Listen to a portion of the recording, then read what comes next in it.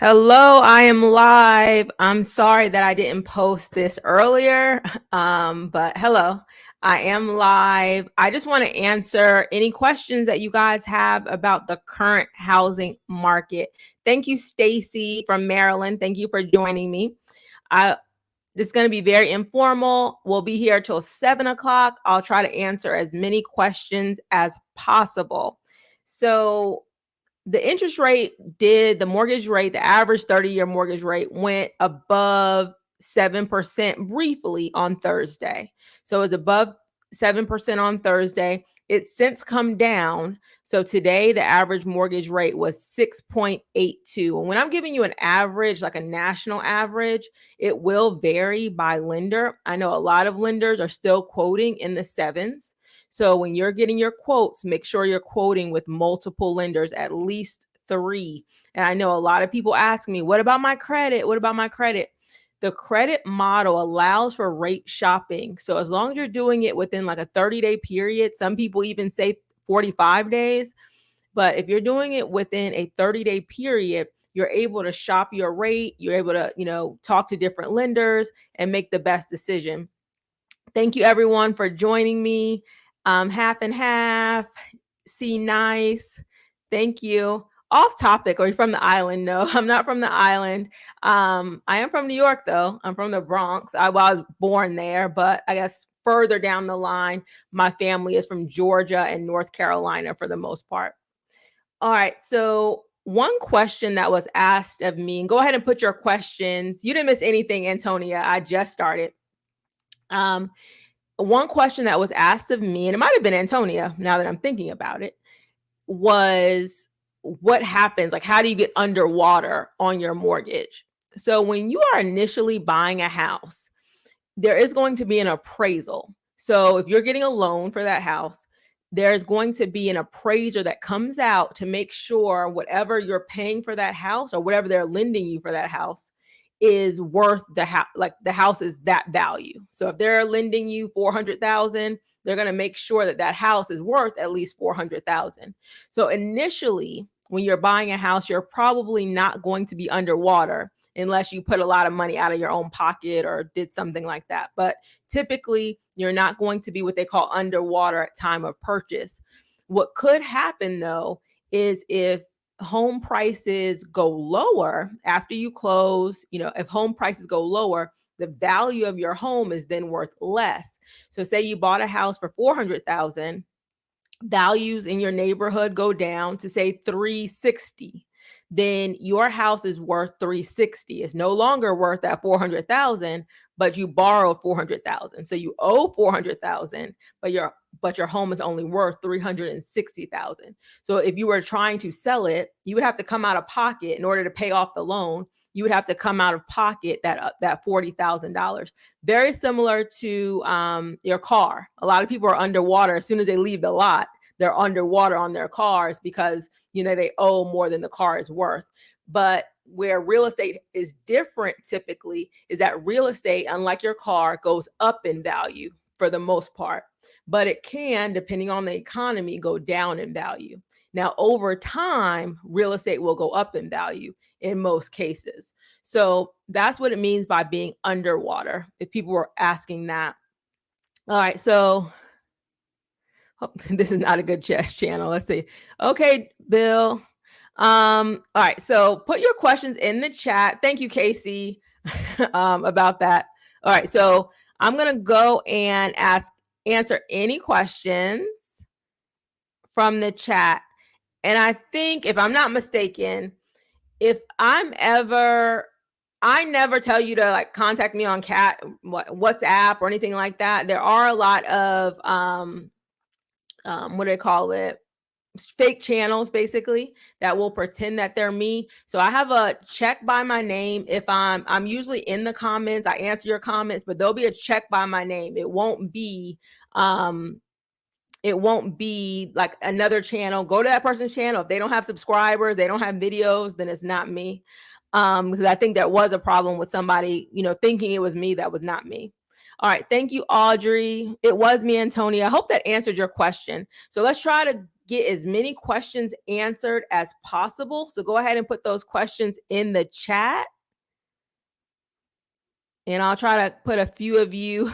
Casey said we did 6 lenders, and I had a client that did 6 lenders. He said it was worth it. I think his score dropped maybe 23 points, and his score was, because he did it over time. He did it over like a 6-month period, and his score did drop about 23 points, but he said it was worth it because he was able to save significantly in closing costs and the interest rate at the time. So he didn't mind, and it didn't really, change what he was offered because he was quoting everybody at the same time. It just, and his credit score did rebound. I actually did a video with him under like confidently closed on my channel. You'll be able to see that on there. All right, so let's get to the questions. All right, thank you, Audrey. I appreciate it. I'm from New York too. I live in Georgia. Yes, I'm from the Bronx, everyone.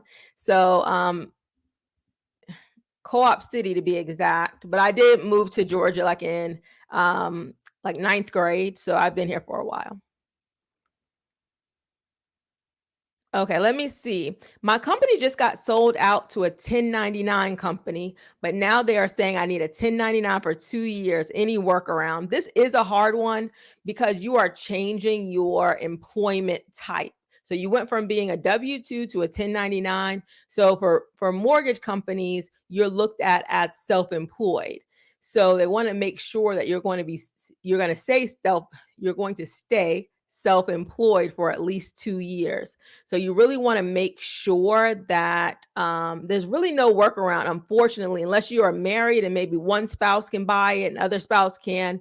If you're married, one spouse can be the person that does the down payment, can gift the other, spouse the down payment, things like that. That might be a workaround. I would ask your lender for any ideas. But in my experience, they're probably going to make you have 2 years of work history before they're going to approve you 2 years of work history with the 1099 employment, unless you get another job that's a W-2, and then they might allow you to use that, old work history along with this work history. But they see you at this point as self-employed with that 1099. And so it might be a little bit difficult. If there are any lenders, sometimes lenders join me on these live streams.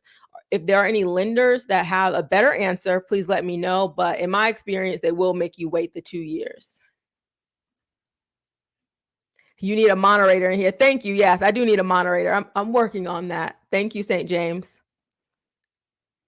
Okay, thank you. All right. Can I use the same kind of in the same vein? Can I use my 1099 to buy a house? So yes, but again, you're going to need 2 years. You're considered self-employed. Like I'm a 1099 employee with my real estate company. So I need 2 years 2 years of income. They're going to average those 2 years as well. So, they assume that if you're a business owner, that your salary is not going to be, or a contract employee, that your income is not going to be consistent like a salaried employee. Like a salaried employee is probably going to make similar both years. But when you're in business, you might make a lot more 1 year and a lot less. So they're going to take those 2 years and they're going to average them. And then that's how they determine what you're qualified for, what your income is. And if you take a lot of deductions, they're looking at the net income, not the gross. Okay. Thank you for that question. Nicolson, would you recommend a HELOC? And a HELOC is a home equity line of credit now to invest in real estate. So right now to invest in real estate, you'll be buying at the higher interest rates. If you have a lot of equity in your house, I would get a quote to see what that interest rate is going to look like and, see if this is the best time for you to get into the market at the higher rates, because right now home prices haven't gone down much. So you're going at the highest rate and the highest price. So you could do a equity line and just kind of hold it and see if there's some really good deals for you to go to. But you want to follow the 1% rule for the most part. 1% so of the home value should cover everything, like your rent, your expenses, that sort of thing. I have a video about buying your first rental property. So if you're buying something for $100,000, you need to make sure you can, at the minimum, everything that's covered, rent, everything, it should be $1,000 or less. So, or you make at least $1,000 or more. Sorry, but yeah. So you could just know that it's, rate prices haven't gone down, and you're buying at some of the higher interest rates right now. All right, thank you, Antonia. Yes, I need a moderator. Everybody's saying that. Is it? Let me go down. Like, I can block people, but and people that I don't know, the moderators. Okay, I'm just gonna go through. I'll be okay. All right. So let me see. I asked the 1099 question. Oh, I didn't mean to do. Okay, Sir Ashley, did he finish his live? I try not to do lives at the same time. At the same time, but thank you. If y'all know, Sir Ashley has been on my channel before as well, but I didn't know he was doing one tonight. But thank you so much. Okay. Somebody says, yeah, I asked about the class a few days ago. I wasn't sure it was you. Yeah, so just be mindful. Anything that I'm responding to has like a little check by my name. That's how you know it's me.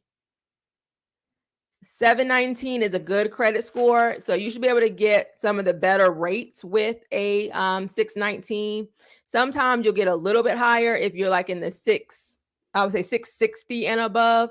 But I mean, it's going to be negligible. Like the time it's going to take you to get the higher credit score. By then, interest rates may go higher. So you really want to go ahead and go, if you're going to get something now, go ahead and do it at the 719. I wouldn't wait until I'm back at a 760. All lenders have tiers of credit. So it's not like, oh, you'll get a better interest rate at 725, like 700 to 750, maybe one tier. Everybody gets quoted the same rate. And then 760 to 820 might be the same rate. So you don't want to waste a lot of time trying to get the higher score if it's not going to really matter that much to the lender. How does a loan work for a manufactured home? Does the land and house go on the same loan? It could. It really depends on the lender. You have to find lenders that are willing to do the manufactured home loans. So I would look and see if you can do both together. A lot of times you can. Some lenders are going to want you to have that house on a permanent foundation. So I would go to the lender and see if you can, what can they do? Because some can do them in the same loan. Others want you to own the land first, and maybe you can use the land for the down payment. Because the way manufactured homes are, not a lot of lenders see them as real estate. They see them, a lot of them, as personal property unless it's on a foundation. So a lot of factors come into it, whether or not they're going to see that as a home or like real property versus personal property, because you can move it from place to place unless it's on a foundation. So you want to talk to a lender that lends for manufactured homes to see if you can do both together. You can look into USDA if you're in a rural area. Look into USDA and see if they have those options for you. Hey, Cornelius. Cornelius said he is married. All right. So thinking about an ARM in these times, good or bad move. So I did a whole video on ARMs because I did an ARM back in 2003, I believe.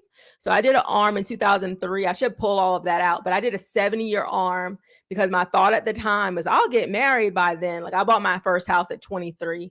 And so I was like, I'm not going to be in this house forever. But I guess I was like, okay, at least by 30, I should be married and move out of this house, right? So I did a 7-year ARM and I was able to get the lower rate. But with an ARM, you have to know that you are going to definitely not stay in that house, past the time, even though they have like maximums. I also knew that I could probably afford it if it did adjust a little bit, if I had to go past that. But again, I didn't have any intention. I had the intention of staying there no more than 5 years. So I did the 7-year just to be on the safe side, because it is hard or difficult for you to refinance out of that ARM. Let's talk about refinances for a minute, because a lot of lenders are going to tell you just refinance later. You can always refinance. So if you have too much debt, you can't refinance. So when you qualify for the house with one loan, When you're refinancing, you're getting another loan. You're getting another loan to pay off your first loan. So say you bought some more things or you got into more debt, or your debt to income ratio is higher, you may not qualify for the refinance. If you don't have enough equity in your house or no equity in your house, you may not qualify for a refinance. And then if you're unemployed, you may not qualify for a refinance. So those are some of the risks you take when you say, I can just refinance later. You need to make sure that you can afford the house without the arm. So if you could afford it if the only way you can afford this house is by the arm, like I have to get an arm in order to make this payment, then I probably wouldn't, because if that arm adjusts and you still are in that house and you couldn't sell it, because that could be a risk too. If home values go down and you can't sell it to get rid of the arm, then you'll have a problem there. So just think through an arm before you get it. He said a 10-year arm. So a 10-year everything should work out by that time to do a 10-year arm, where either you're going to either sell the house, you're going to refinance out of that arm. But are you really saving that much in interest rate with a 10-year? Like the longer your term is, the less you're saving. So I would think, say rates are at 7%, are they giving you like a 6.5 with a 10-year? Is that even significant enough for you to just do an arm? So think about that, work those numbers and see if it's worth it. And watch my video about arms, because I did do an arm when I bought my first house. Okay.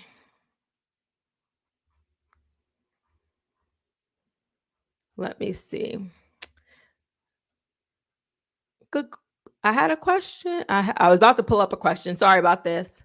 I answered the arm question. I'm getting through this. Now there's a shift in the market. Is it okay to ask sellers? Yes. Okay. So if a seller wants to sell their house and there's not, the reason why you couldn't ask for concessions when everything was red hot and they were getting multiple offers is because you wanted to make sure your offer was competitive. Now the tables are turning in a lot of areas where these sellers are not getting multiple offers because there are less people at 2%, a lot more, or 2% or 3% interest rates. There's a lot more people that can afford that house than at 6% and 7% interest rates. So it went from like all of these people that can afford the house to like this amount of people that can afford that house. So sellers don't have as much interest in their property as they had last year, even at the beginning of this year. So in order to get that home sold, you can come and ask for, especially if you're the only offer. If you're the only offer, ask for closing costs, ask for, come off the price, because in this correction that's happening, are they still priced too high, or do they need to come lower? So you're almost pricing in your own correction to say, okay, you have it listed for this, you have no offers on it, it's been on the market for 30 days. I'm going to come in here because this is what I think your property is worth, and I'm going to ask for closing costs. In a balanced a normal market and a buyer's market, asking for closing costs was standard. Like prior to the pandemic, there was no offer that I put in that didn't ask for closing costs, with the exception of one house, but it was like $97,000. It wasn't expensive, and I wanted her to get that house. But for the most part, any offer that I put in prior to the pandemic asked for some kind of seller concession. It was like a standard thing that sellers expected, because believe it or not, when they bought that house, more than likely they asked for seller concession. The seller contributed to their closing costs. That's how standard it was. And if you have your agent look up, like in the MLS, when they bought the house, you could probably see what their seller contributed to their closing costs. Like that data is there. So it's not something so unusual to ask for. It's very common to ask for it. All right. So yeah, put your questions in the comments, please. All right, let's see. Let me ask this. My parents are going to gift me enough money to get my mortgage down to a reasonable payment. I love parents that that want to contribute. Should I put my other funds toward buying down the interest rate as well? So what you need to do when you're thinking about buying down your rate is look at your break-even point. So what I mean by that is, say that it's going to cost you $10,000 to buy down your rate, and you're going to save, I don't know, $75 a month. How long, like how many months, how many years until you make up that $10,000? Now, if you think definitely you're going to own the home. So say it takes you 4 years or so. I'm not doing this math. Say it takes you 4 years to make up the $10,000 or 7 years to make up the $10,000. Then you have to know you're not going to make it doesn't make sense until you've lived there more than 7 years to buy down that rate. Okay. So you want to see what your break even point. And if in your mind you're like, I'm not going to be there a lot past 7 years, then you may not want to buy down your rate. So you need to know your break even point. That's number one. And then number two would be the opportunity cost. So you're going to take this money and instead of using it in other places, you're going to use it to buy down your rate to pay less per month. So could you use that money for other things, to start a business, to invest, to fund like your 401k, your Roth? You have to look at those opportunity costs for that money that you have now. Could you use it to pay off debt? So before you just say, I'm going to buy down my rate to get a lower monthly payment, see if it makes sense for you. You need to know your break even point, and you also need to know like opportunity cost. Just think about the other things you could do with that money ahead of time. Can a boyfriend or girlfriend gift you down payment or closing? Okay, so FHA specifically, and I think probably conventional too, the person has to be either, they rather it be family, but it could be friends as well in some cases. Ask your lender, but they have to verify that this person is somebody that's closely like a friend of yours. And it was weird, but somebody, one lender asked, because it was a friend that was giving it to them, one lender asked to show, like it was like a high school friend or something. They wanted to see that they went to the same high school. Like they had to show like a yearbook picture of that friend. So some way during underwriting, they're going to make sure that you verify that this person is a friend or family member at some point during the transaction. So I'd ask your lender now, how will they verify who's giving you the money, whether it's a boyfriend, girlfriend? Like, how will they verify that? Will they look at like you guys already live together, that sort of thing? Like, how will they verify that that's, your relationship, basically? You want to ask the lender that. Okay, I talked about arms. Please watch my ARM video. That'll help you out. And I also have a home equity video that talks about, home equity loans, home equity lines of credit, like how you can get your equity out of your house. Okay, half and half asks, I'm trying to go up a little bit more. How much does it matter if you change industries recently? Full-time permanent role is still at a higher income, and I've started. Typically, it doesn't matter if it's the same kind of work, like you're still a W-2 employee, and it's not like too crazy of a change. Then it probably won't matter to them as long as you have stable employment. They're looking for 2 years of the same type, usually W-2. They're looking for 2 years of the same type of employment. Like full-time work, something. I mean, I guess if you went from like being a teacher to being like, you move across state to be like work in the oil fields, maybe that's like very different. But if it's kind of like office work to office work, that sort of thing, it shouldn't really matter.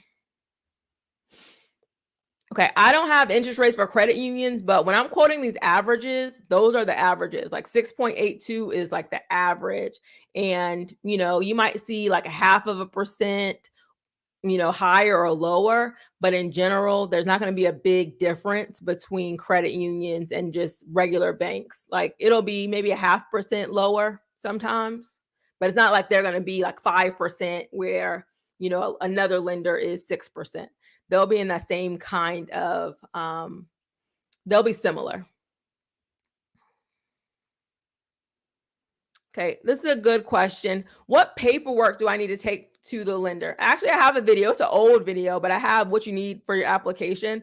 But for the most part, you're going to need your income, so check stubs. You're going to see, they want to see at least a month's worth of check stubs. They're going to want 2 months of bank statements. They're going to want your W-2 forms. What else are they going to want? They want a copy of your ID to make sure you are who you say you are. Sometimes they'll want your tax returns. Definitely if you're self-employed, they're going to want your tax returns. Everybody else, they'll want your W-2s, your bank statements. I know I'm leaving something out, but those are the majority of the things that you need. Bank statements, check stubs, W-2s. and there's any kind of income that you have coming in. They want to see all of your income. They're going to run your credit. So they're going to see what's on your credit. So, but as far as paperwork, the most important things are going to be your check stubs, your bank statements from all of your banks, or any money that you're using for the loan. Bank statements, check stubs, W-2s are the primary documents they will want. And then they'll pull your credit. All right, but good question. I'm sure I forgot something, but anything else, please help fill a lot out and put the other paperwork that they need. Okay, so hi, me and my sister want to buy a home in Pennsylvania, but the homes are still high and interest rates are going up. We are scared to buy and we don't know what we should do. Okay, so first of all, long term, everybody should be okay. Long term, as long as you're buying, a decent house, a decent neighborhood, something that's not falling down, just a good property, you should be okay. What we have, when I say long term, I'm saying 10 years or more. That because we're in a time right now where the Federal Reserve is telling you we are pushing interest rates up so we can push prices down. Like everything's too expensive. The same way they lowered interest rates and everybody like ran in the market, right? And said, I'm going to buy a house, that pushed prices up. They're trying to reverse that. And they're letting you know every time the Federal Reserve speaks, we're letting you know each time we're trying to raise interest rates to bring down prices. Now, prices haven't come down significantly in housing yet, even though they're raising interest rates. It may take about 3 months for that to come to pass. And it may take some other interest rate hikes. If 7% is not working, they might have to go higher, right? So they may have to go higher to get it to work. But the fear is that they'll go too high, right? And they'll push a pullback in every area. And we're already technically in a recession. So don't put that everybody's been saying we're in a recession already. We are technically. Right? The reason why people are not saying we're in a recession is because of the labor market. They've never been in a recession where everybody had work and had jobs. So it's a little bit different than a typical recession. So they're going to make sure, or they're going to make sure they're trying their best, right, to push interest rates without putting us into a recession. But more than likely, we're going into a deeper recession than we are currently in. So the risk for you is you're buying, they're pulling interest rates, and it's not working. They have to be more aggressive, and that puts the country into recession. And what happens, generally speaking, in a recession, the home prices may go down because the demand for housing is much lower. And then people will lose their jobs, so they can't, afford a house, or not as many people can afford a house. And that would bring interest rates back down. So that's what could happen. So you're almost in you're waiting to see if what they're trying to do actually works. Basically, that's what I would think. Like when you're in this position right now, you're getting yourself ready. You're making sure you have your down payment. You're making sure you have your closing costs. You're setting a budget. Like, I'm not paying above this. You're making sure you have income from more than one source. So you have your income, your sister's income. Y'all probably need a third income source just to get ready. Because if there is a recession and you're impacted by that through your job, then you want to be prepared. So I wouldn't be scared, but I would be prepared for whatever it is. Interest rates could stay high. Home prices could stay high. Nobody, a lot of people are saying a lot of things, but I would say the majority of people are saying that we're probably going to go into a recession. Nobody knows, a deeper recession. Nobody knows how long that recession will last and what the full impact of that recession will be. But that, the Federal Reserve is telling you this is what we're trying to do, right? We overdid it in the last 2 years. Now we're trying to reverse course on all of that. So I would say, be knowledgeable, be alert, know what's going on. But if you were to buy a house and you're staying there long term, this is not the time to buy a house. Or we're going to live here for 2 years and then I'm going to sell it. That's not the time to do that. This is the time to buy something long term. This is the time to buy something that's in your budget. So even if, you can afford it. Maybe if one person loses their job, you can still afford the payment. That's the time to do this. So just buy smart if you're still in the market to buy right now.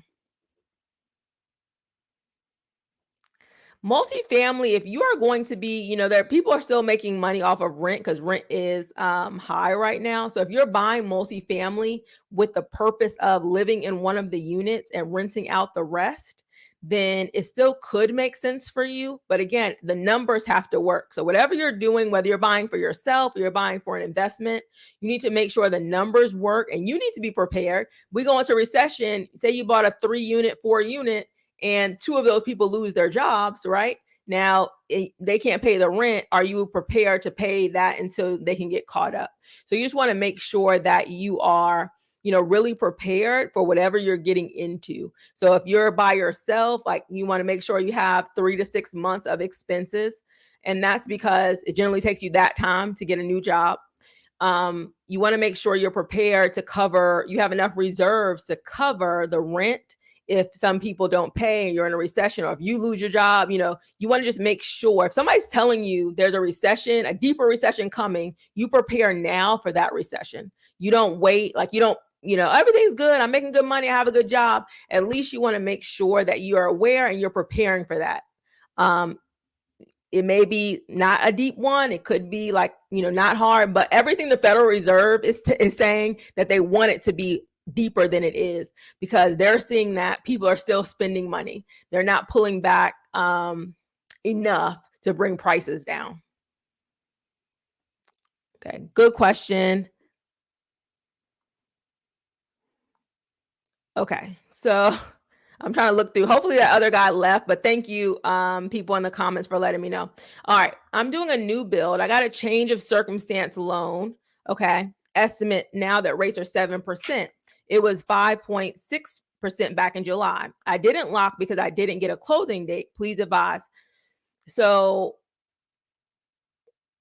my advice is, can you afford the 7%? So in your contract, you may have a finance contingency that says, your payment is going to be different at 5.6 than at 7%. So a lot of these loans have, or a lot of these contracts have finance contingencies in them that basically say, if you cannot afford the payment, or if you lose your job or something like that, you're able to back out of the contract and get your money back. So if this is a house that you still want and you can still afford it, then you may want to go forward with it. And you may want to work with your lender to say, okay, should you lock now or should you wait, to see where interest rates are headed? I don't think they're going to be able to tell you, because again, interest rates have been a little bit, they're volatile. Volatile just means they're going up, they're going down, going up, going down. They're not steady at all. So depending on what the Federal Reserve says, depending on what's going on in Europe, that impacts our interest rates, our stock market, all of that. So it's all intertwined. So I don't think anybody knows for sure where rates are going to be in November, where rates are going to be in December, but that they want to push them as high as they can to get people out of the market. And so far, and they probably won't know this until unemployment goes up, and unemployment's going to have to go up, and GDP is going to have to get lower, like more in the negative than it is now, because again, people are still traveling, people are still spending money, and they want that to back up, because right now prices are still high. So whatever they're doing to try to stop inflation hasn't really worked. They said it's prices are coming back down somewhat in housing, but it's not been significant enough to make a big difference. All right. All right. Hey, good evening from Chicago. Please like and subscribe if you haven't already. If this is your first time here, please like this live stream. I'd appreciate it. All right. I'm asking as a seller. Hi, Gwen, selling your house. I'm putting my house on the market in a week. I'm scared it's going to sit for a long time because of the interest rate. Are people still buying at this higher rate? I would say yes. People are still buying, but they're being much more selective than they did, in January or last summer. So you want to make sure your home is show ready, that you have really good pictures, that, you have to know that they may come to you asking for closing costs or asking for, repairs and that sort of thing.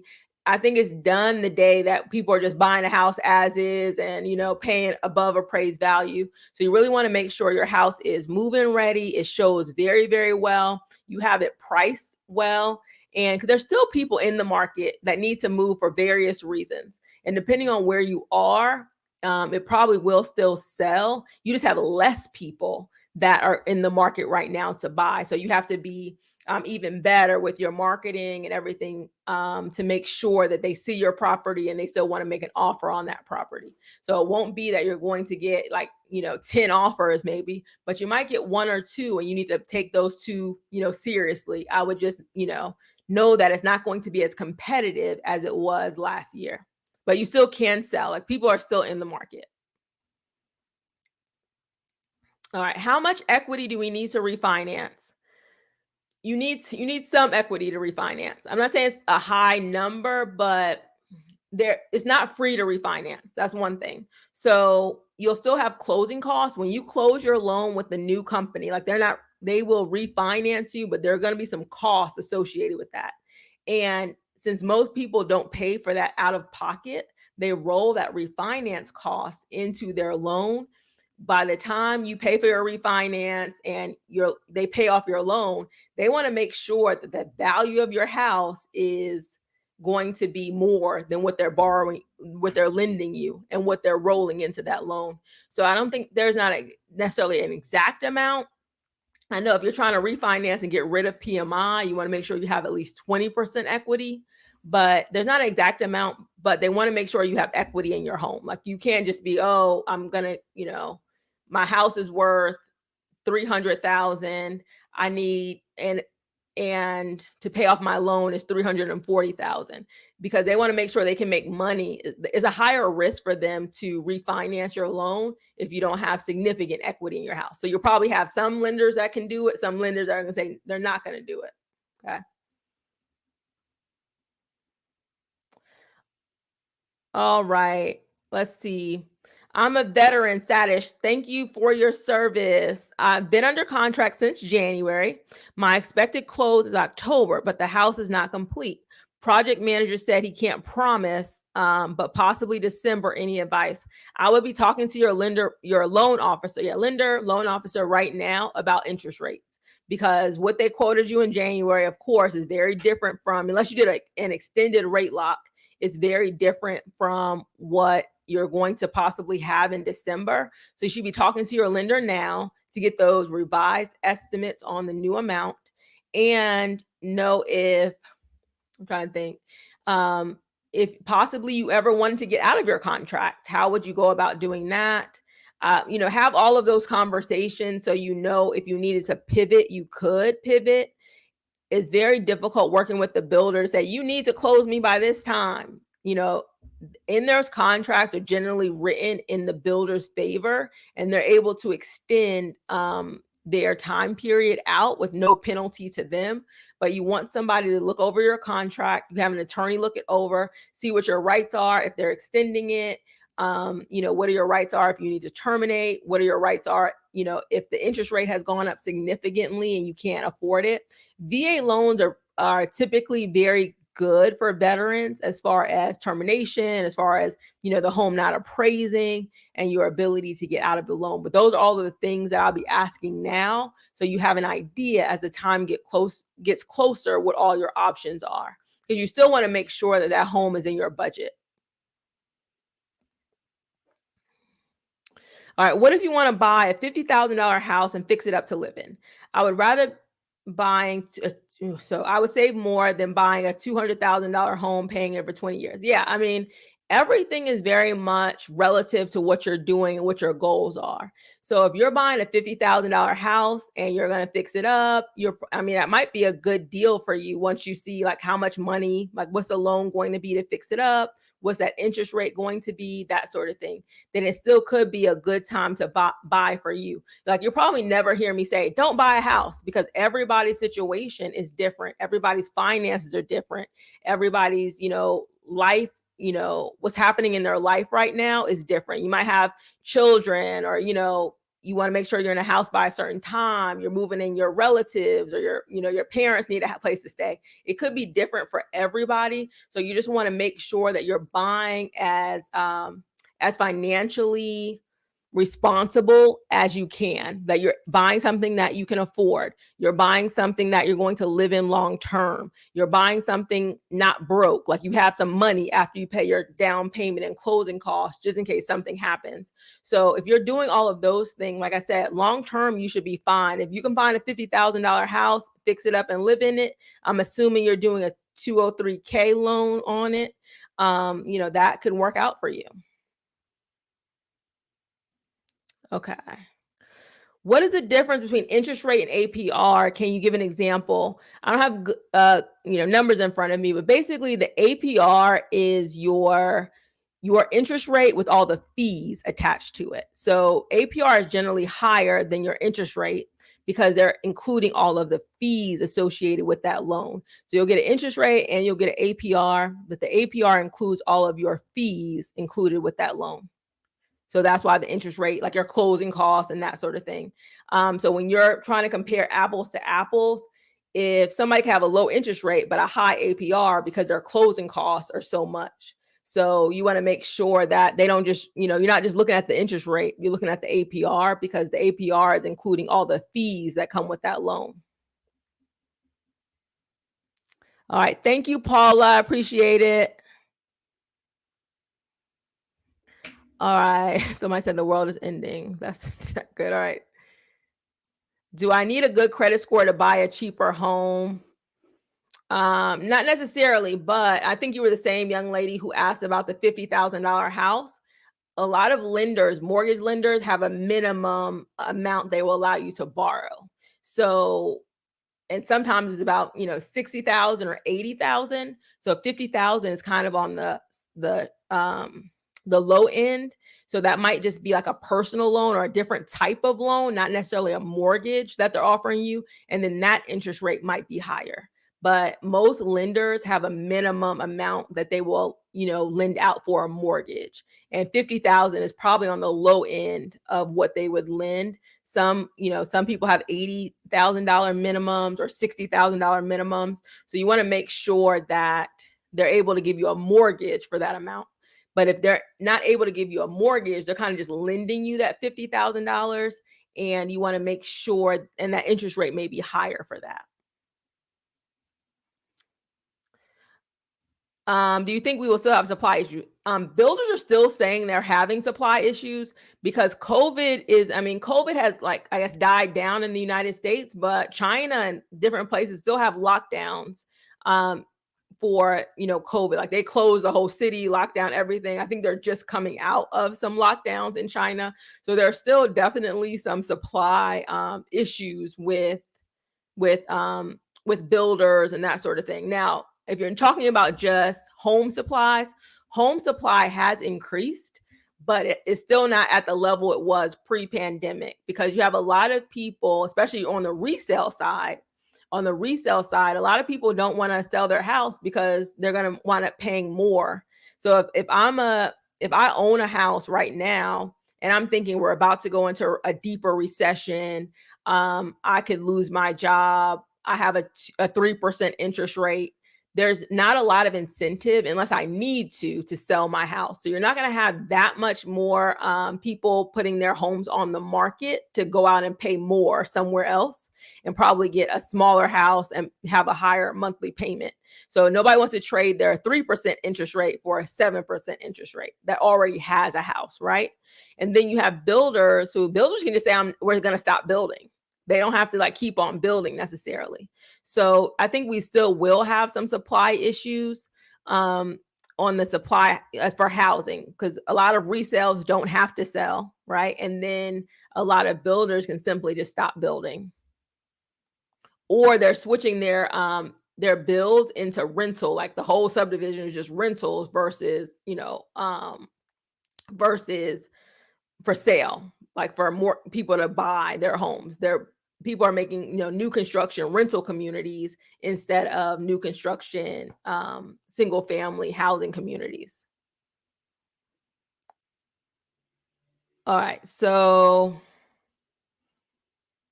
a lot of people saying, should we buy and refinance down the road? This is my thing. You can't always refinancing is not a guarantee. right? So if you can afford the house at these rates and it's still within your budget, go, and you still want the house, you don't want to wait to see what's going to happen with the Fed.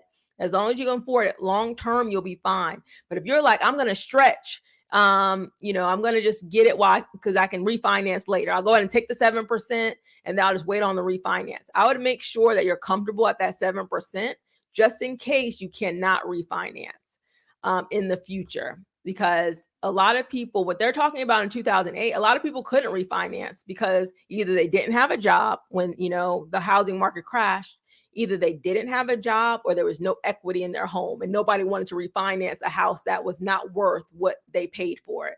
So another lender is not going to say, oh, I'll lend you money to pay off your mortgage and take your house that's worth, 30% less than what you bought it for. A lot of lenders were not taking those deals. So you can't just automatically say, I'll take this and then I'll refinance.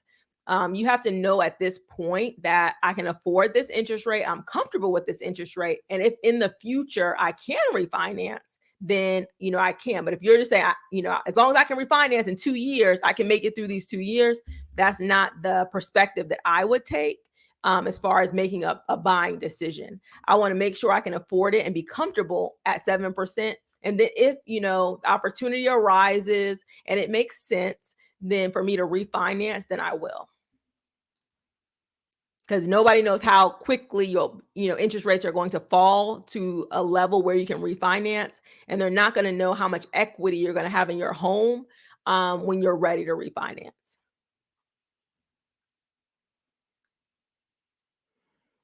Okay, I'm never going to tell anybody to rent forever. So let me look at this question. I'm 52 years old, divorced, modest income, 50%, $50,000 range, live in Georgia. Hi, Georgia. Stable job, but not much chance of saving 15K at my income. Should I still try to buy or just give up and rent forever? So yes, you should still, this may not be the ideal time for you to get into the market, but you should still have, especially going into, I'm sure you're not getting retired now, but say you're going to retire at 60 or, 62 or something like that. You want to make sure you're stabilizing your income, because there are a lot of people as they get into like their senior years, 60s, 70s, that were caught off guard by this inflation because they were renting and they didn't have stable incomes. They have a fixed income without stable expenses. So imagine you're on Social Security or you're on a pension and your landlord just said your rent's going to go up $500. Where are you going to get the $500? You either have to go back to work, you have to move in with your children, you have to, do something else, because you can't just say, oh, I'm going to get another $500. So it's very important, especially as you enter retirement, that you stabilize your housing to get one payment. And with taxes, even when most states, and you check with your state, but most states either freeze taxes for seniors so your taxes don't go up, or they eliminate a big portion of your housing tax ahead of time. So your goal should still be to buy a home, if to do nothing else but stabilize your expenses into retirement. But you probably need to take like a 2-year plan to figure out, how can I make extra money? And I've talked about this before, because when I was teaching, I was making $70,000. It was fixed unless I got my, every year you get like a raise based on your years of service. But pretty much that's what I made it. It was 70 to 71 or 72, that sort of thing. So, but I had to do something else. Like I was selling stuff on Etsy. I had my real estate license. You have to figure out, how can I make more money? If there's been no other time in history, like who would have thought that I would be on YouTube, right? There's no other time in history that it's easy, because you have the access to the internet, for you to make extra money. So and make your goal 2023 to say, okay, how can I make extra money to put toward my down payment, to put toward my closing costs? Look for down payment assistance programs in your state, but don't get stuck in, I make 50,000, that's all I'm going to make. See if there's way, using what you already know how to do, that you can make extra money, put that money aside to buy your house, to stabilize your income for the long term. So that's what I would recommend for you. It should not be in your plan to rent forever, because the rent that you pay in 2022 is not going to be the rent that you pay in 2030 or 2035. It's going to be much higher.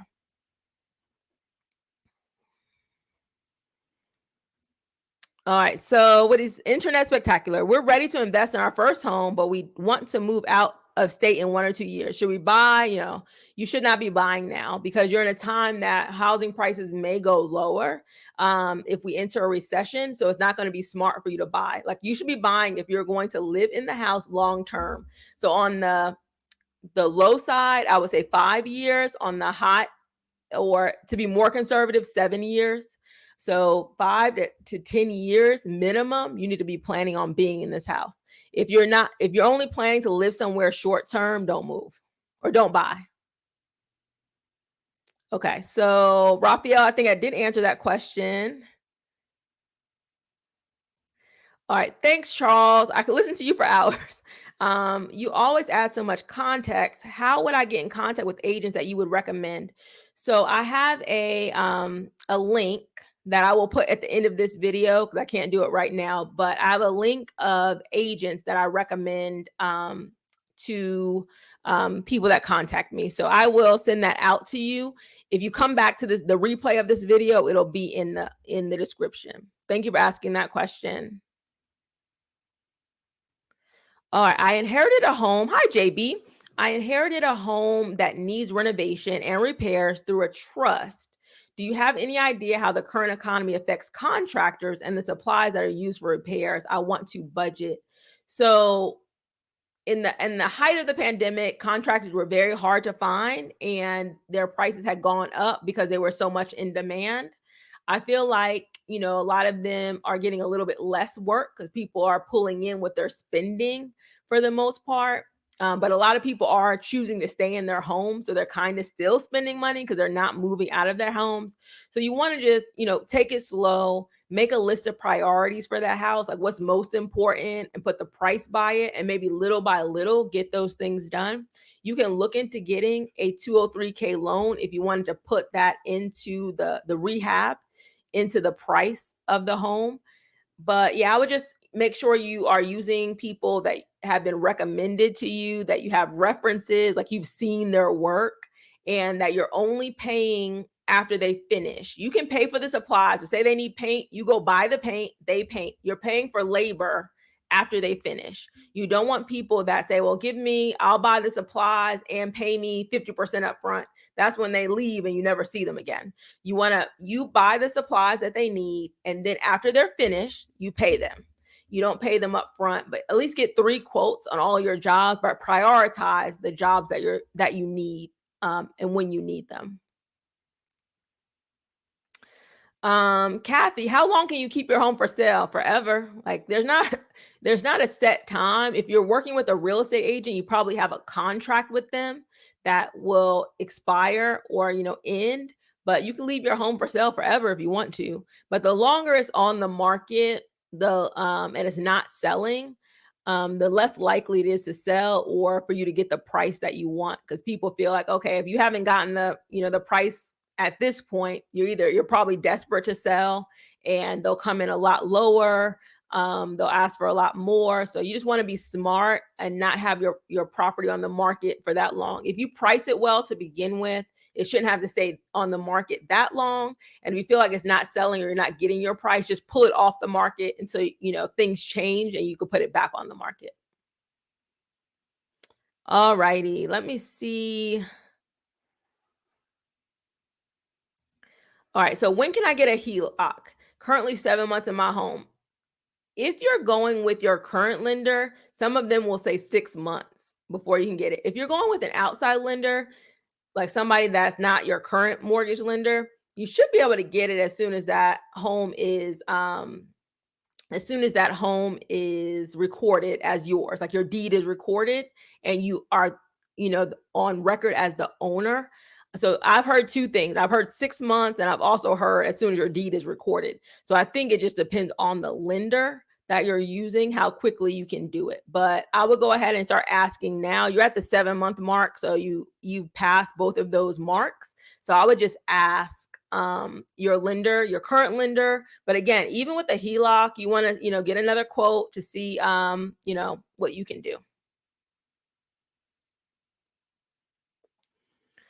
All right, Jamaican Black Queen. I just gave my lender all the paperwork to start the underwriting process. Talk about stressful to find all that they needed. How long does the underwriting take to the process through? Okay, so I have a full video on underwriting. So I would watch that video after this live. It varies, but I would say 5 to 7 days. Like once, because you don't know, hopefully you're already in underwriting because sometimes they're asking for the paperwork up front that they know that you're probably going to need, but you haven't gone to the underwriter yet. So the underwriter takes files as they come through for the most part. So they may be working on, 5 files and yours is like number 15, and then they're going to get it. But a lot of times the loan processor will ask for things up front, anticipating what the underwriter is going to ask for. And then you give it to the underwriter, and then the underwriter will look through everything, right? And then they'll come back with conditions like everything looks good except for this, this, and this. And then you have to give them more paperwork. So I would watch that video about underwriting, and that kind of will calm your nerves to know that they're just basically verifying everything you said during your application. They're calling your job. They're looking through your bank statements with a fine-tooth comb, making sure that your credit report matches your bank statement, that sort of thing. So yeah, but watch that video on underwriting. It kind of tells you exactly what's going on.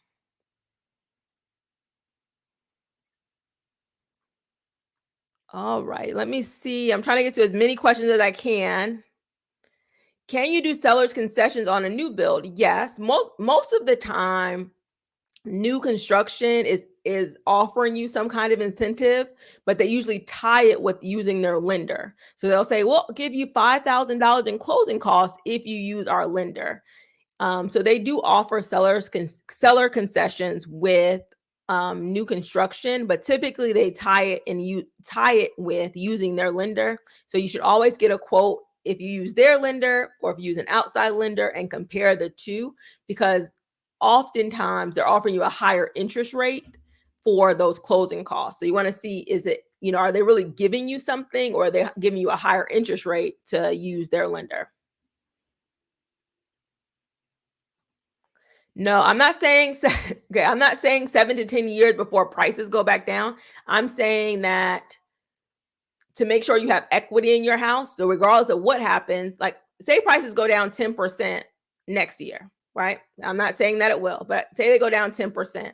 But then the next few years they go up 2% and 3%. It's going to take you a minute to rebuild that. And that, along with your monthly payments, will put you in a good position if you had to sell that house or refinance that house. But if you just do it for, say, I'm going to live in this house for 1 year or 2 years, if prices go down 10% next year, you're underwater the first year you're in it. But if you're planning on a longer time period, over that time, your home will be worth more through appreciation and through payments that you've made over that time. Okay. Little Votto says, my problem was when investors always snatch up all the homes. Investors, a lot of them have left the market, not completely, but a lot of them are not in the market as much as they were before. So because they're seeing also that interest rates are going up, the home prices are higher, and they still have to be able, even though a lot of them were buying cash, there are a lot of hedge funds that are buying this money or buying these homes or putting their money up. They have to make sure they can make their money on the back end on those homes. So there's not as much competition from investors buying the homes cash.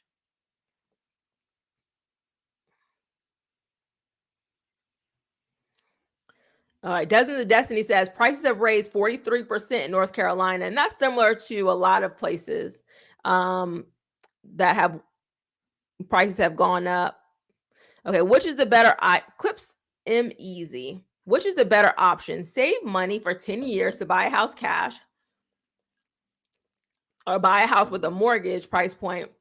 You need to do the math on that. So if you were asking me this question in 2020, it would definitely be buy now, right? Because prices went up so much. There were a lot of people who were waiting to buy, either saving up 20%, or they were paying cash, doing Dave Ramsey's whole thing.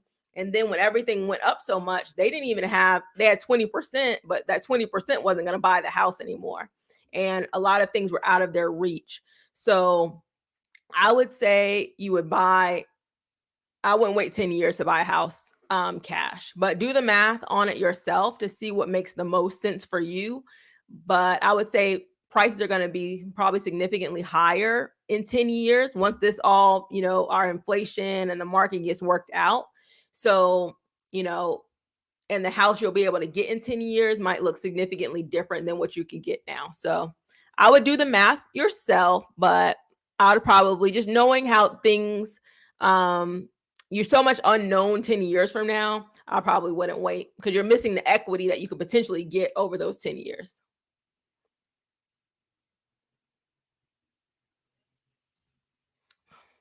Hi, L Brown. You need to be my let me put this up.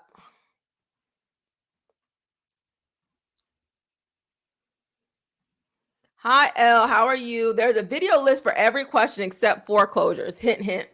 And I'm gonna do one video. I have it on my video list. I'm gonna do one video about how to buy a foreclosure. And this is why I haven't done the video yet. Because number one, there haven't been a lot of foreclosures to buy. And for first time home buyers buying a foreclosure, I think it sounds good, right? It sounds, let me get a foreclosure. But when there are not a lot out there, so number one is going to the courthouse steps. That's the first place foreclosures go for people to buy those homes cash, right? And they're going to bid on them, until they can buy it. If nobody bids on the house, then it goes to a brokerage that the bank has typically has a contract with, and then they list that house at the market price. So then it's just back on the market with everything else. So in this environment, there's not that many foreclosures on the market, and then you're buying a house like you would normally buy a house. So it's not a big difference. I think people are thinking about 2008 when there was a lot of foreclosures. So then it was like, how do I buy the foreclosure from the bank? It was much cheaper. They were like $10,000, $20,000. So I don't think you're going to have as much opportunity to do that. But I will do a video on how to buy a foreclosure.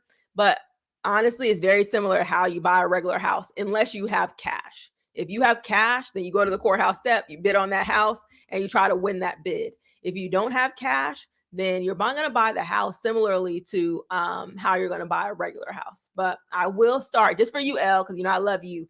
I'm going to make sure I do that video soon. Thank you, Elle, and thank you for the super chat. I appreciate it. All right, so I'm going to answer a few more questions. Okay, so Casey says Blackstone and BlackRock, they're big hedge funds that were buying up a lot of the properties, say that they left the market and they're holding 50 billion. Pretty sure they're waiting for the crash too, and in the end they'll be pushed out.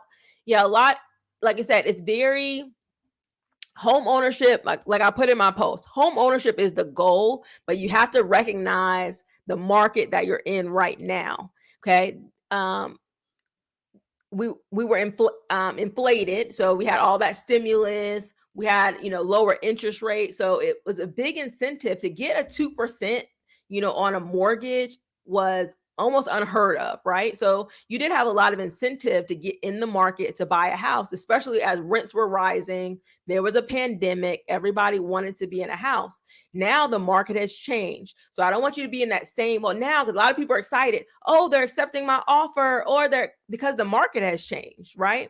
So, but because a lot of people have been waiting for like a year or 2 years just to buy a house and to get their offer accepted, they're not paying attention to what's causing a lot of people to leave the market. So the awareness is what I want for, viewers of my channel, first time home buyers. I want you to have the awareness. Oh, the Federal Reserve is raising interest rates so they can lower prices to get more people out of the market. So I could possibly, my house may be worth less later. Like, you need to have that awareness now as you're in the market.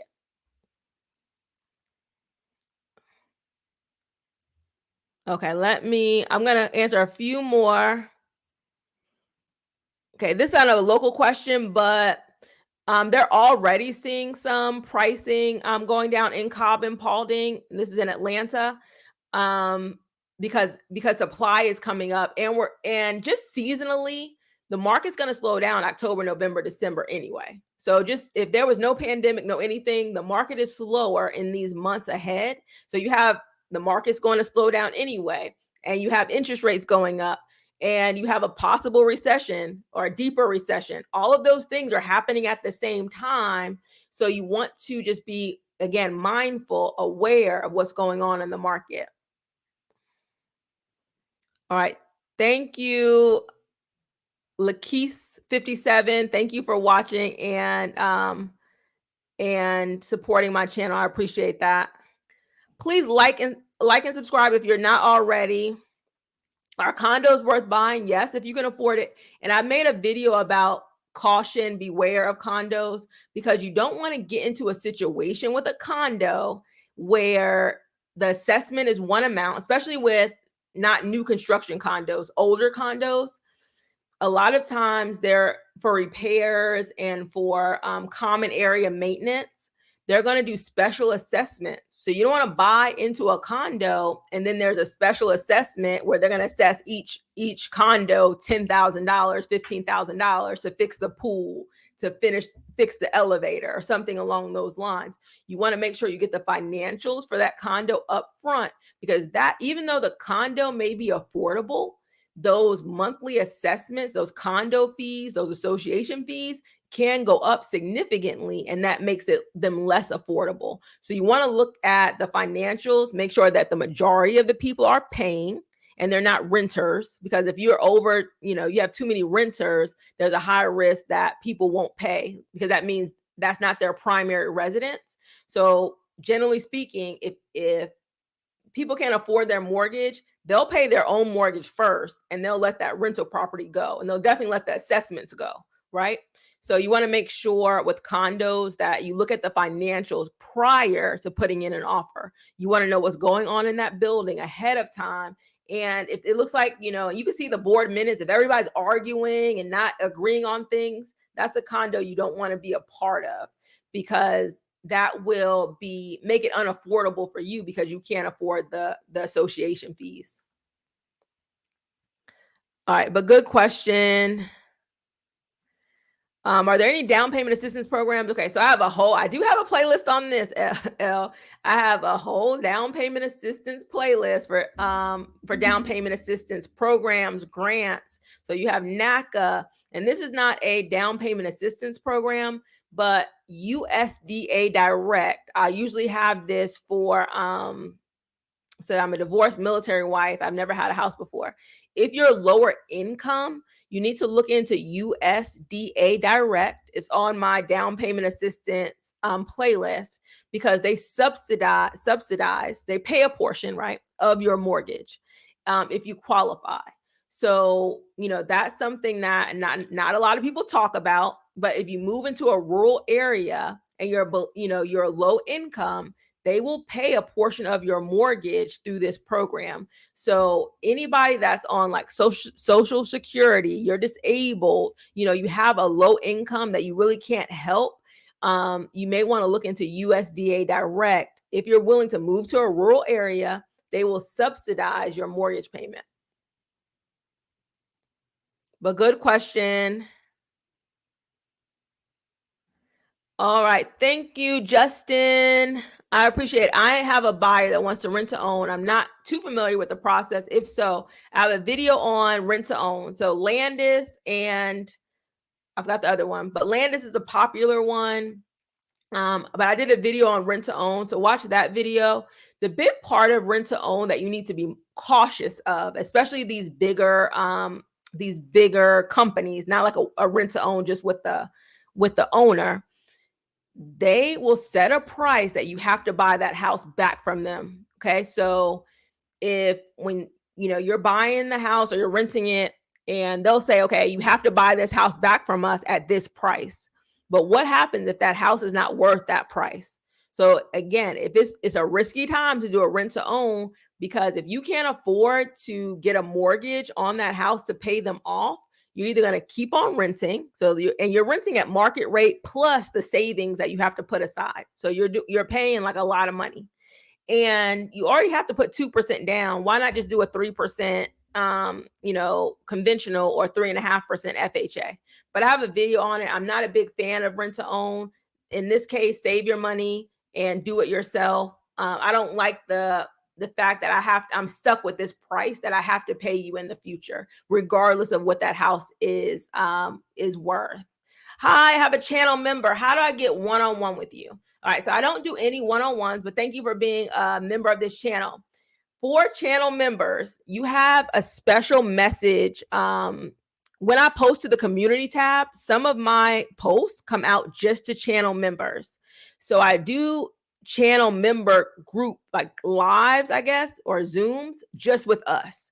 So you'll have not one-on-one, but any channel members, which I don't have a lot of channel members yet, but you have to like respond to those posts. So go to the all channel members, go to the community tab, and usually before I go live, I try to go live with my channel members first. The other way that you can contact me or like get your questions answered is to join my first time buyers Facebook group. And then I answer questions pretty much every morning, Monday through Friday. So if you post in there, then I do answer your questions if it hasn't been answered before. So those are the two ways, but thank you for being a member of the channel. I appreciate it.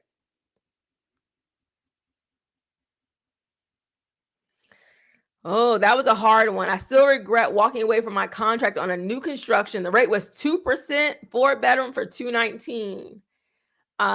That's a hard one. That's a hard one, but I'm sure you'll find something else. It may not have been the right time for you at that time.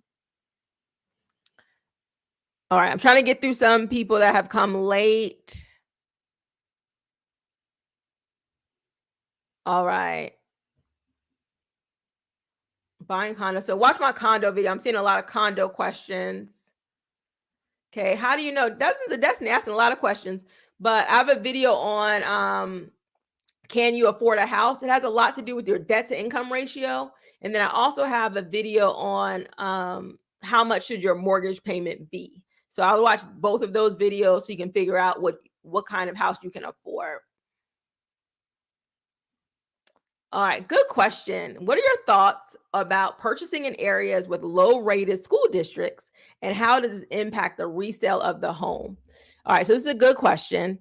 I do have a video about picking the best school for your child because and oftentimes, and it shouldn't be like this, but it is.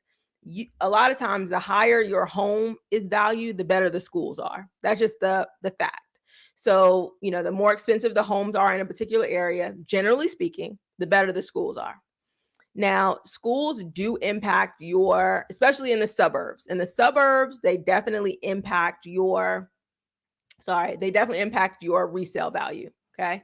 So everybody needs to know that. So whether you have kids or not, you want to look at those school system because people that might buy that house from you in the future may have children and it matters to them. So even if you are single, you're looking at those schools saying, okay, how are the schools in this area?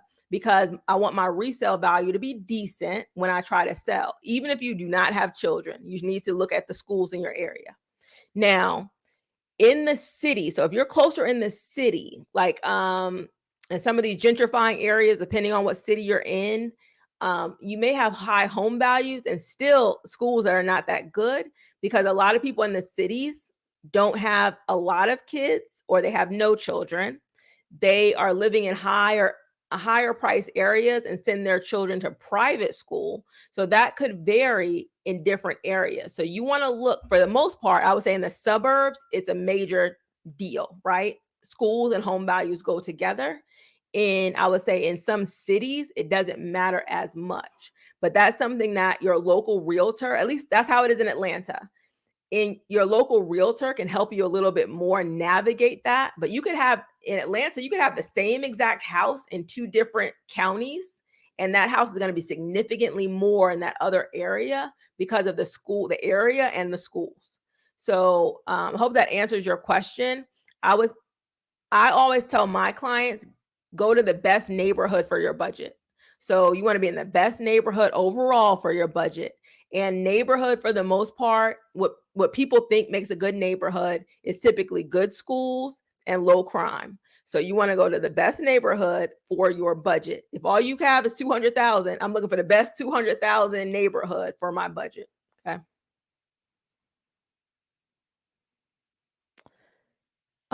Thank you. Thank you, Deborah. I live in Minnesota. Can I buy in a rural area? What about owning? I would think a lot of Minnesota is rural, but I could be wrong. But look at my USDA videos. 97% of the United States is rural. So in most states, you're gonna have areas that you can buy in. But I have 3 USDA videos. You should watch those.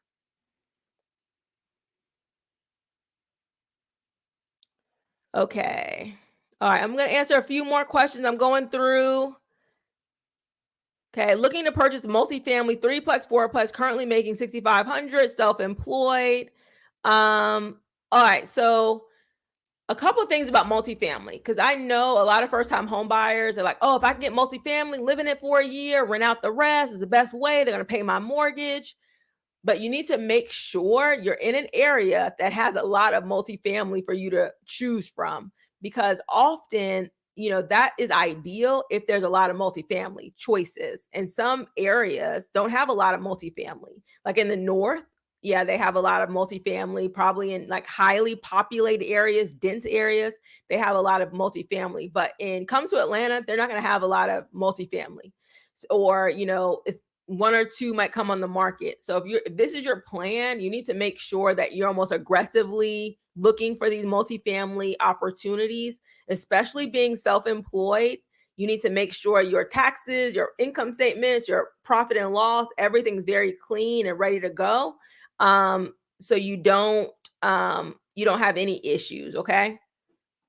But okay, somebody put US, there's multiple USDAs, but USDA guaranteed or USDA direct, whichever one you qualify for. I do know realtors in Savannah. So again, I'm gonna post my link if you need an agent. Yes, home sales are slowing down almost throughout the United States, but not significant. Like when I say we're definitely not crashing or anything, like they're coming down. I think they said 1% from July to August. Like it was very low that the home prices came down. So we're looking at home prices to come down. They have not come down significantly. Okay, let's see. I think I'm going through this pretty quickly.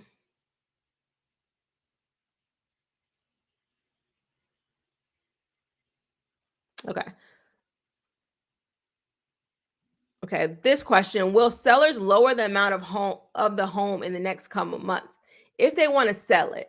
Again, so it's all about if rates are at in the high sixes, low sevens, how many people are going to leave the market? And so if there's lower demand and there's supply, then homes are going to have to come down in value. It's going to be the opposite of what happened before. There was so much demand, prices went up in value. Now, there might be less demand and homes go down in value, but there's still not enough supply. Like at one point, there weren't enough homes. There were like if there are 5 buyers for every one house, right? Are we getting to the point where there's like 2 buyers for every one house? Until we get to like there's only 1 buyer for every 3 houses, then we're kind of, getting to where there's more supply than demand. Okay. So that's what's trying to get worked out in this market. At 7% or high sixes, how many buyers do we still have for these homes? Until that number gets where we have more homes and less buyers, prices aren't going to go down significantly. So, but in the months ahead, it generally takes 3 months for these interest rates to kind of move through the economy, because a lot of people are already under contract. They're under contract with new construction. They're already tied in. Like some percentage are canceling their contracts, but a lot of people are still moving forward with their contracts. So until there's more homes than buyers, that's when prices are going to go down. I think right now it had the pendulum or whatever hasn't pushed so much in the other direction where it's like, oh, nobody's there, but it's getting there. It's getting to the point where, you know, homes are definitely staying on the market longer, and but they're still selling, right? So they're staying on the market longer, but in most cases they're still selling. So where days on the market used to be like, say, 14, now they're 25, but they're not like, you know, 3 months, right? So things are still selling, but they're selling with more incentives, and they're selling after being on the market for longer.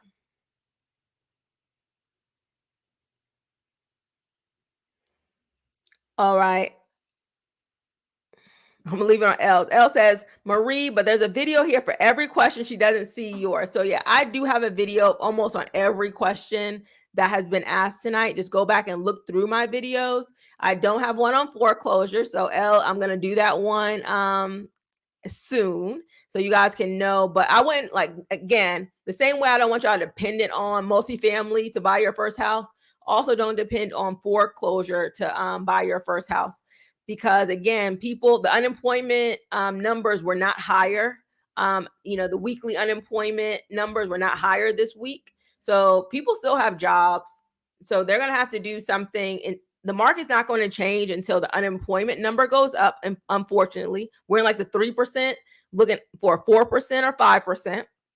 And until there's lower GDP, like we are at 2 quarters of negative, like negative GDP, which means we're in a recession, but it's very low. Like it's not like a big percentage lower or negative. It'll have to be a much higher percentage negative. That's why everything is still so expensive. Inflation hasn't been, oh, now everything's cheaper. It hasn't happened yet. I don't offer credit repair, but I do have a video. I don't agree with credit repair companies. I think you can do it yourself, because most of them are scams for the most part, and you can't necessarily tell whether you're being scammed or not. So do everything you can do yourself, and then use your lender to help you repair the rest, because a lot of the lenders have credit simulators, and they can help you figure out what you should work on first and how to do it and how much it would help your credit. So I would do that combination. Work on what you can first and have a whole credit playlist on what you can do. And I have a 7-day plan. Like my most recent credit video is a 7-day plan to get your credit together. And I would also, if you're in the pre-approval stage, I would ask your lender if they have a credit simulator, and they should be able to tell you what you should do specifically to get your credit score up in the least amount of time, like what you should focus on first. All right. Thank you guys. It's 7:26. I appreciate it. Please like and subscribe. Come back. If you're looking for an agent, I'll post it in the description. Please, Orlando. I'm gonna give Orlando a shout out. Hi, Orlando. How are you doing? I want to see how this holiday season goes. He's another YouTuber. I think his channel is Orlando Minor. And just for you guys to know, like a lot of times it'll be like people that watch your channel, watch this person's channel. That's how we kind of know each other in the YouTube analytics. But yeah, we'll see how this holiday goes for sure. Orlando, thanks for joining me on this live stream. I appreciate it.